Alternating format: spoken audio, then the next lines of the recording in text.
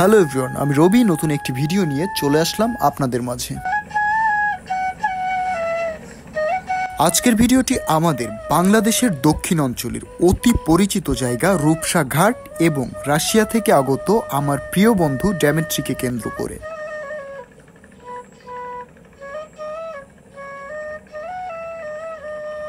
বাংলার দক্ষিণবঙ্গের খুলনা শহরের রূপসা ঘাট অতি পরিচিত একটি জায়গা। আজকের এই ঘোরাঘুরিতে আমার সাথে ছিল আমার প্রিয় ছোট বোন, আমার কাজিন, যদিও কাজিন কম বন্ধু বেশি, এবং আমার প্রিয় বন্ধু ডেমেট্রি। তো ভাই বন্ধুদের এই যাত্রায় সাথে আছেন আপনারা। চলুন আপনাদেরকে নিয়ে উপভোগ করি রূপসা ঘাটের অজানা সৌন্দর্যকে। খুলনার ফুসফুস খ্যাত এই রূপসা ঘাট এখনও অসম্ভব জনপ্রিয় এবং জনবহুল একটি জায়গা। প্রতিদিন হাজার হাজার মানুষ তাদের দৈনন্দিন যাত্রায় যাত্রাপথ হিসেবে ব্যবহার করে থাকে এই রূপসা ঘাটকে। খুলনার এই রূপসা নদী খুলনা এবং রূপসার মাঝখানে বুক চিরে খুলনা এবং রূপসাকে নদীর দুই প্রান্তে বিভক্ত করেছে। ডেমেট্রি তার পার্সোনাল ফোনে ভিডিও করায় এবং আমার কাজিন এবং ছোট বোন হাত নেড়ে হাই জানালেও আমি শিওর আমার কাজিন মনে মনে আমাকে তুমুল গালি দিচ্ছে, কারণ ও অফিসে ছিল এবং সেখান থেকে ওকে আমি জোর করে ধরে নিয়ে এসেছি। আমাদের খুলনা যাওয়ার কথা ছিল শুক্র অথবা শনিবারে, কিন্তু আর্জেন্ট একটি কাজ থাকার কারণে আজই আমরা খুলনার উদ্দেশ্যে রওনা দিই। আর আমরা রূপসা ব্রিজ ব্যবহার না করে রূপসা ঘাট এই কারণে ব্যবহার করছি যেন ডেমেট্রি রূপসা ঘাট এবং রূপসা নদীর সৌন্দর্য একত্রে উপভোগ করতে পারে। এখানে যাত্রী পার হওয়া ট্রলারগুলো এবং সবসময় যাতায়াত করা বড় বড় জাহাজ এবং লঞ্চগুলা এমনভাবে চলাচল করে মাঝে মাঝে মনে হয় একে অন্যকে পিষে দিবে।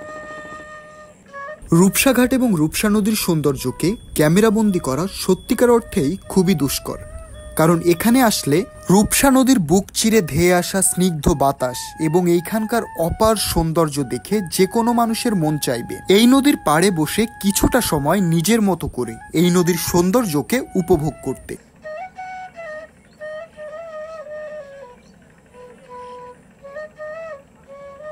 কিছুক্ষণ রূপসা বাস স্ট্যান্ড প্রান্তে থাকার পরে আমরা যাত্রা করলাম খুলনার উদ্দেশ্যে। আর আমাদের রিজার্ভ করা ট্রলারটি ছাড়া মাত্রই ডেমেট্রি আমাকে জানালো সে সাঁতার জানে না, কারণ এই মুহূর্তটা সত্যি আমার কাছে দুশ্চিন্তার ছিল। ট্রলার চালক চাচা আমাদেরকে আশ্বস্ত করলো সে ট্রলারটি সাবধানে চালাবে এবং সাধারণত এখানে খুব একটা দুর্ঘটনা ঘটে না। তবে আমার মনে হলো সাঁতার না জানা মানুষদের লাইফ জ্যাকেট অথবা এই ধরনের সরঞ্জাম সাথে না নিয়ে নদী পার হওয়া মোটেই উচিত নয়। ডিসেম্বর মাসের হালকা ঠান্ডা এবং সকালের মিষ্টি রোদ এবং এই অপার সৌন্দর্যে ভরা রূপসী রূপসা নদী আজকের সকালটিকে অন্য সব সকালের থেকে একদমই আলাদা করে তুলেছিল।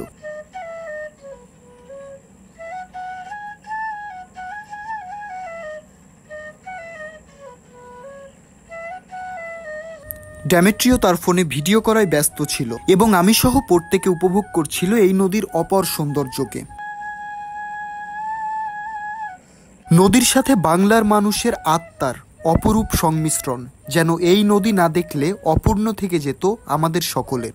শহরের চোখরাঙানিতে যেখানে নিত্যপণ্য সহ প্রত্যেকটি যানবাহনের যাতায়াত ব্যবস্থার পারিশ্রমিক আকাশচুম্বী ঠেকেছে, সেখানে এখনো এই রূপসা নদীতে 5 টাকার বিনিময়ে পার হওয়া যায় এই রূপসা নদীকে।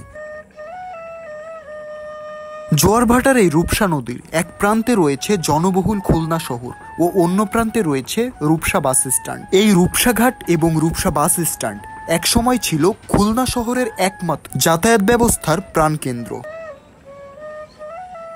রূপসা ঘাট পার হওয়ার পরে আমরা চলে আসলাম খুলনার ডাক বাংলার মোড়ে। সেখান থেকে মানি এক্সচেঞ্জ অফিসে আমাদের কিছু প্রয়োজনীয় কাজ শেষ করে আমরা চলে গেলাম অন্য একটি জায়গার উদ্দেশ্যে। তো প্রিয় দর্শক, আজকের ভিডিওটি ছিল এই পর্যন্ত এবং আমাদের নতুন গন্তব্য খুলনার বেশ কিছু পার্ক এবং দর্শনীয় স্থান নিয়ে। তাই নতুন গন্তব্যের বাকি অংশ দেখতে চাইলে আমাদের চ্যানেলটিকে সাপোর্ট দিয়ে আমাদের সাথে থাকবেন। দেখা হবে অন্য ভিডিওতে, ততদিন ভালো থাকবেন, সুস্থ থাকবেন। আল্লাহ হাফেজ।